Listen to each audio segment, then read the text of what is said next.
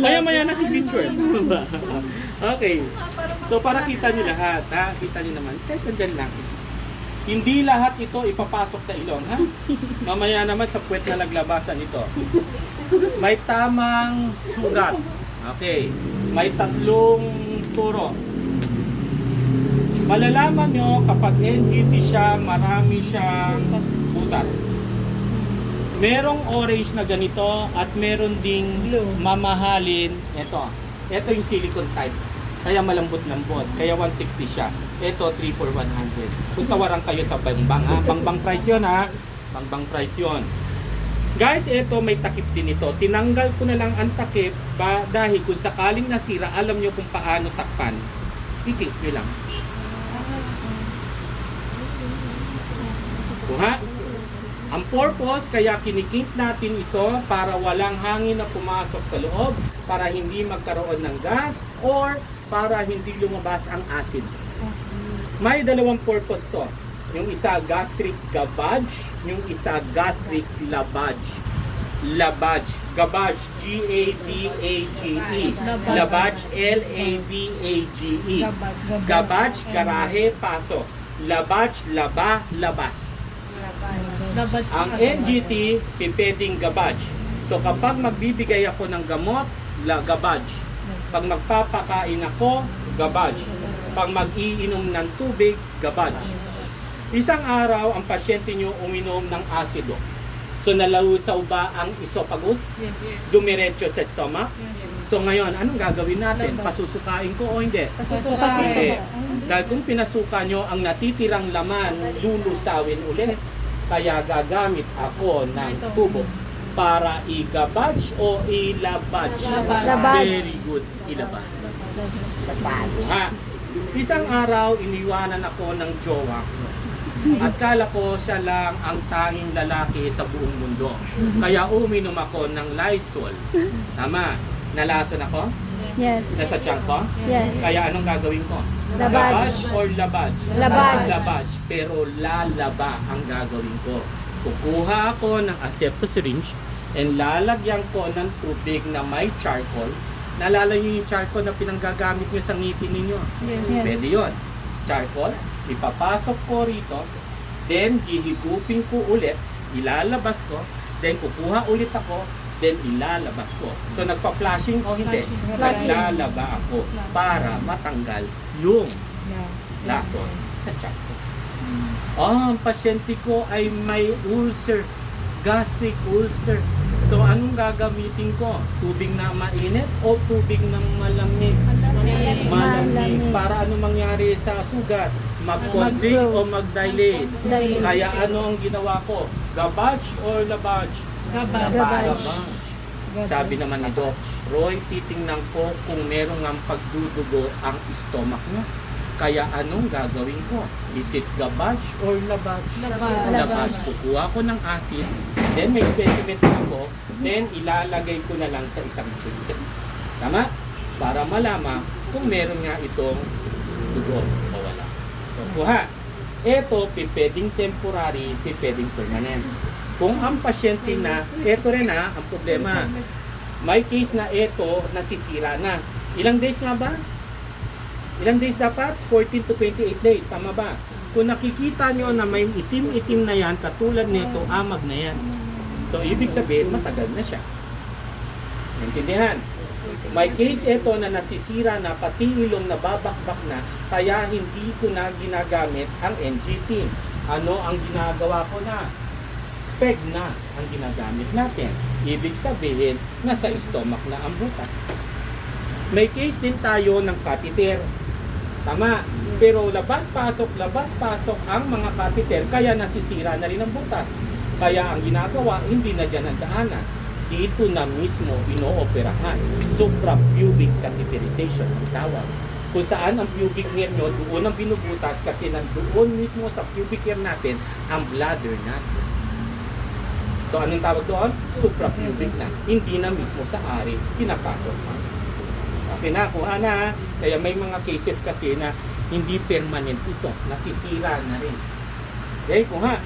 May mga pasyente rin tayo na may mga demensya at nakikita niya yan, kaya hinahatak niya. Para maiwasan na yan, dyan na kami magbubukas. Meron din ganon. Kasi yan, less niyang nakikita na may mga lawit na dugo. Doon na tayo? Okay, good. Ngayon, pupunta tayo dito ha. Paano isukat? From the tip of the nose, sabay-sabay kayo, from the tip of the nose to the earlobe and to the xiphoid process. Saan ang xiphoid process?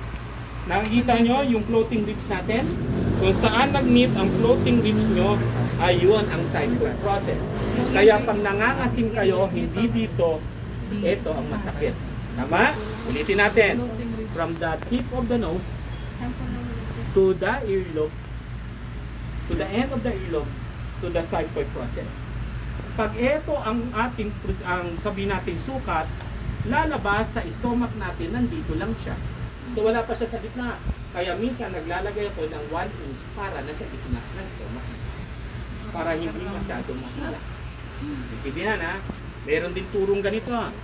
From the tip of the nose, pero sa taas naman ng tenga, to the xiphoid process. Pero tingnan nyo. Ayan, ayan, pantay. Pero iba lang ang turo. So meron pang patlo. From the tip of the nose, ilulup mo yan sa tenga mo, then sa xiphoid process. Pero ganun pa rin yun. Pareho pa rin ang sukat. Depende yan kung ano ang trip nyo. Intindihan? Okay, good. Next, sa ilong. Saan dadaan? Dito. Kaliwa man or kanan. Ang problema, from time to time, nagkakalaman na, para nagkakapolyps na, kaya may dugo, minsan lumalabas. Okay, pag ganon, i-report nyo, baka may polyps. O kaya may mga masos na yan, kaya hindi na pwedeng ipasok dito, ganyan ang gagawin ng doktor nyo. In case ha, na pangmatagalan. Ngayon, naalala nyo yung kanin na pumasok sa ilong nyo? Yes. Doon dadaan ito. Masakit? Yes. Naalala nyo ito, na pumasok sa ilong nyo. Swab. Masakit o hindi? Sakit. Kilite. Ito, spaghetti pa naman ang papasok na pagkahaba-haba. Pero sa ibang bansa, may lidocaine ang ating KY. Ibig sabihin, may anesthesia na yung KY. Prepared na yon, naka-plastic na yon, na ipapahid mo na lang. Naalala nyo yung lidocaine? Yung inilagay sa dila, ay isang gums nyo, bago injectionan at karayumin ang gums nyo. Tama, anesthesia din yon. Ganon ang mararamdaman na pinapasok. Ganon din dito. Pero sa Pilipinas, walang ganon. Dadamihan mo lang ang lubricant. Lubricant lang. Lakas loob lang. Kaya may time din na ito nilalagay namin sa ref para lumamig. Para pag ipasok, matigas-tigas siya, at pag ipasok, mamanhid. Nakakatulong. Pero damihan mo na lang ang KY. At yung 3 orasyon na parati niyong ginagamit. Ano yun? Hinga ng malalim, parang kagat ng kaya mo yan. So yun na ha, okay. Nalagyan na NGT na ako, sir. Ha? NGT na ako. Oh, yun, masakit. Nung gising ko lang po naramdaman. Kasi nakaano dyan. Bakit tayo NGT? Pa, Bakit? wala pa umalay. Nilagyan ako. Anong dahilan? Bakit daw? Nag-seizure po ako. May seizure ka.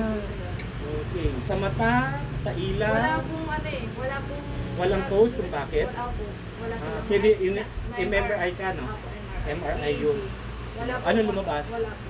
Wala. Sa tawas? Hindi, Wala. wala lang. Okay.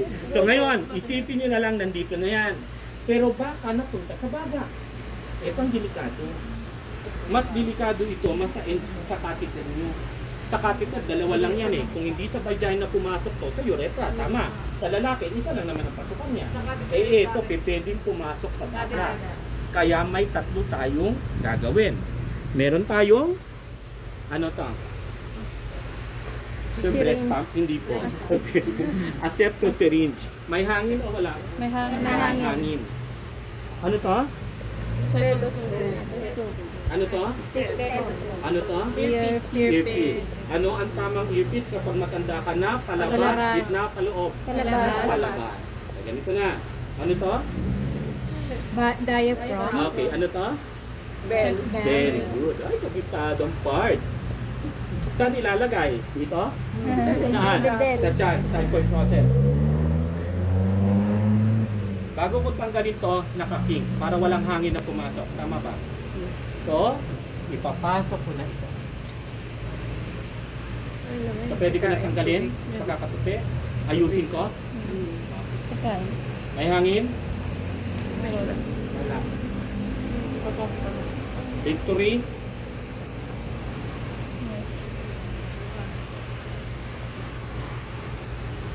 Gurog. Gurog.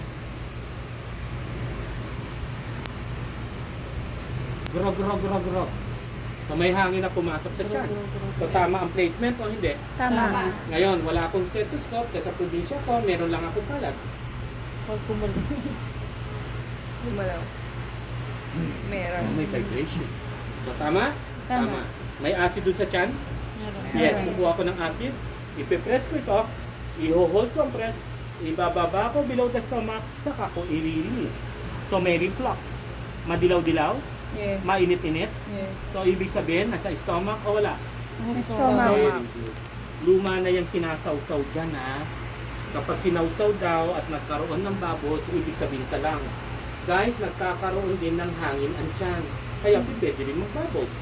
Kaya hindi na yan sinasama. At hindi na rin sinasama yung litmus paper at magpapatak ka ng acid. Kapag naging pula, ano siya? Acid o base? Acid. So hindi na yun ha, pang elementary na yun. Hindi ko na ginawa na, ma'am, my name is Roy, ay kung pangalan no, hindi ko na yun ginawa, pang kindergarten na yun ha. In-anticipate ko na alam nyo na yun. Tama ba? Okay. So pwede na ako magpakain? Pwede na. Yes. At ang pinapakain ko ay malapot o malamnaw? Labnaw. Malapot. At kapag malapot yan, may tendency magbara. In between. Maari sa loob. Kaya ang gagawin ko, flushing. Ulitin. Ilang ml? 20 to 30 ml. Before and? After. Ulitin natin. Anong gagawin? Ilang Flushing. ml? 20. Kahit sa abroad, 20 to 30. Before and? After. Sa ngayon, tatanggalin ko na. Pero bago kong tanggalin, ikiking ko ito. Tandaan nyo, may sumpang bumabalot dito. Natatanggal ito. At ayaw kong mangyari sa inyo. Mangyayari sa inyo, pero ayaw kong mangyari. Kaya ang gagawin ko, ngayon pa lang, sinasabihan ko na sa inyo na hindi ganito ang hawak. Inulusot ko yan. Hinawakan ko ng baril, hinawakan ko pa ito. Kuha. Ewan ko lang kung may demonyo pang kuha nito. Wala na. Tanggalin ko na. May hangin bang papasok? Wala. Kasi naka-tupi. Ilang ml? 20 to 30. Release. Hawak pa rin. Tapi ito. Okay? So tuloy-tuloy. So ibig sabihin walang Tiyan niya. bara. Kaya magpapakain na ako. Mainit o maligamgam? Maligamgam. Maligamgam, huwag mainit. Dahil ang init, masakit sa tiyan ng pasyente. Depende kung ilan ang order. So sabi 60 ml. Then release. Shake it to the left and shake it to the right. Hawak pa rin ha.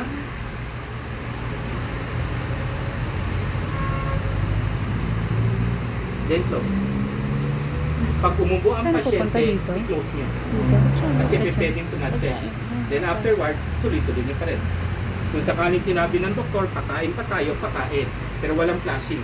Pero tapos na magpakain, anong gagawin? Flushing. Ilang Flashing. ml? 20 to 30. Water lang, sir. Distilled pa Kahit ano, display. Hindi lang. Iniikot ko kasi sayang may mga pasteurized, no? May pang pagkain. Then, tanggalin ko. Ano ang position ng pasyente natin? 45 Semi-powders o high powders position. Tama ba? Pag mga comatose, semi nyo lang yun. Okay. Ngayon, okay na? Ano dapat ang i-document? Feeding. Pangalan ng gamot o pangalan ng pagkain? Ilang Oras. ml ang pinasok nyo? Anong oras kayo nagpakain? Ano ang reaction ng pasyente? Ngayon, sabi ni Dr. Roy, bigyan mo na ng gamot. Ito namang tanong, doktor. Sana sinabi mo, pinagsama-sama ko na ito dahil makikita-kita rin naman yan sa tiyan. Guys, pwede nyong gawing ihalo kapag spoon feeding. Pero kapag osterized feeding, bigyan nyo ng dignidad ang pasyente nyo. At huwag yung gawing kaning baboy. Ang gagawin ko, isusunod ko ang tabletas. Wala na. Tabletas? Depende sa gamot ha. Kasi may gamot na before, may gamot na with meals, may gamot na after. So may gamot, tablet, durog o hindi? Durog. Usaw o hindi? Usaw. So kailangan ko ba mag-flashing o hindi na? Kailangan. Hindi na.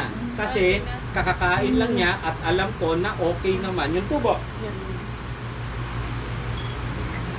Distilled water lang din ako. Distilled o kaya naman mineral kahit ano. Walang, So may mga walang granules. 5 minutes yan, sir. Wala. Yes. May granules? Yes. So ikot-ikot ko. So marami pa natitira, kaya Flushing. pwede ko na din isabay ang flashing. Then shake it to the left and shake it to the right. Left and right. Left and right. 20 to 30 din, sir, pagka Depende. gamot. Kahit 10, basta lang. Ah. Kasi tapos na tayo mag-shop, flashing eh. Kaya pwede kahit ilan. Then, guys, may mga pasyenteng naka-NGT na nakakalulot at nakakainom ng tubig. Pero hindi lahat. Kaya dapat ina-assess mo kung pwede pa makalulot ito. Kung ganun, Okay. sir, bakit meron siyang NGT kung nakakalimutan? Tubig lang ang kaya nyo lununin, Ah. pero yung pagkain, Hindi niya nasasabit malunod. siya. Ah. Kaya piniprevent natin ang aspiration, pneumonia. Okay? Sige, kabilaan kayo. Go. NGT muna. Sinong hindi pa nakapag-suction? Kami po. NGT. NGT muna ang gawin nyo. Dito din yung hindi nakapag-suction. NGT muna dito. Yung hindi pa nakapag-suction. NGT. Okay? Stethoscope. Suot. Green yun. Okay? Ano muna ha? NGT muna tayo. NGT. Bali, ano na Okay. lang. Oh, yes, pwede din yan. NGT din yan. May NGT din yan.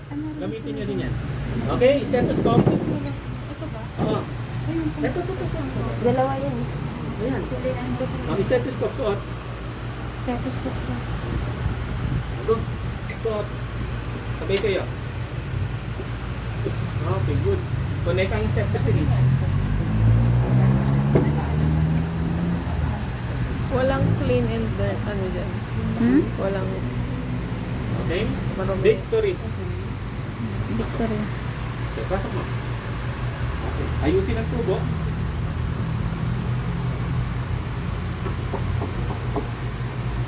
Victory. Ready? Stethoscope, ilagay sa tiyan. Ready? Push. Grog. Isa pa. Grog. Sa tamang placement. Next. Nasa probinsya tayo, kaya wala tayong stethoscope. Tanggalin, ilagay ang palad. Then press. May vibration? Very good. Next. Kukuha tayo ng acid, kaya ipipress ang valve. Then ibababa below the stomach, then release. Tanggalin mo na yan. So may acid? Madilaw-dilaw? Sa tamang placement? Yes. Go. Flashing. Bitin. Hawak.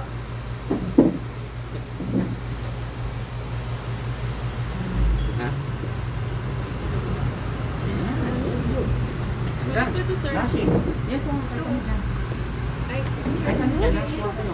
Parang ko flash yun ako kasi. Flashing. Ilang ml? Hmm? Okay, good. Ano? Balik mo rin doon. Bubos. Saan mo? Pwede malaglag yan. Hindi yan nakapasok sa tiyan niya. Doon may ano doon. Wait lang. Okay, good. Sir, Take it to the sir, left. tanong ko lang. Di ba kinuha po yung acid? Tinapon na yon sa ano? Binabalik. Ay, ibabalik ko Oo, siya dyan. pero, mamaya na lang. Kasi ano yun? Electrolytes yun. Tama ba? Di ba pa nagsuka kayo doon? Galing mo? Tama? Yeah. Di ba buhay pa? Okay. May mga hospital na yung sa tinatapon. Mga pag masyado ng marami. Ay, ano butas na siya? Abutas na. Sige ako. Okay. Press lang ha. Press lang to. Para madali bumaba. Kaya pala hindi mo ako kanina. Naka-inflate na siya sa Pag may acid, kailangan mo i-flush. Mm-mm. Or kahit walang acid, kailangan pa rin i-flush. Pati sa pagpapakain, kailangan pinaplush ka. Pakain nga ito eh. Pero kumuha pa ng acid. Parang, kaya nga. Pero ito yung way ng pagpapakain. Mm-mm. Kukunin mo pa rin talaga yung acid. Titingnan mo kung may acid. Tapos, Ibabalik. ibabalik. Ito eh. Tapos flashing. Flash mo. Bago ka magpapakain na. Maglalagay ng food. Okay. Oo nga, doon ang tabi. Kaya ang Gusto ko tagal. nasasanay kayo kasi common to hindi. Okay, next, flashing. Flashing na. Flashing. Gamot muna. Sige, gamot. Flashing ko lang yung sir papakain niya. Flashing. Or gamot na po. Before meal. Ano, Flashing pa lang po. Ano? Wala pa pagkain. Wala pa pagkain. Wala pa yung pagkain. Hindi namin flashing pa lang sir. Oh, yan, assuming na lang. 60 pesos. Okay. Sir, pag tablet, diniduro. Dinuduro mo. Powder form ha. Pwede. Okay, close. No. Okay, gamot naman.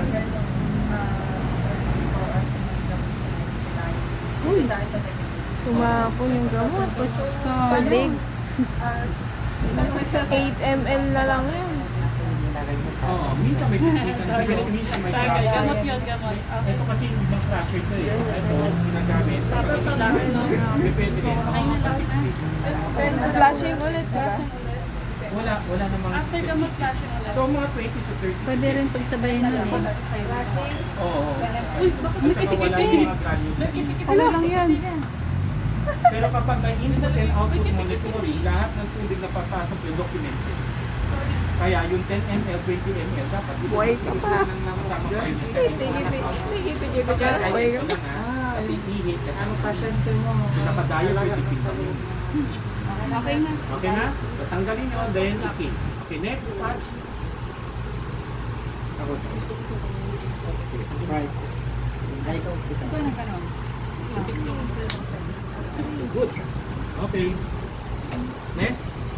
Ito na ang support. Kala ko binibigyan mo ko.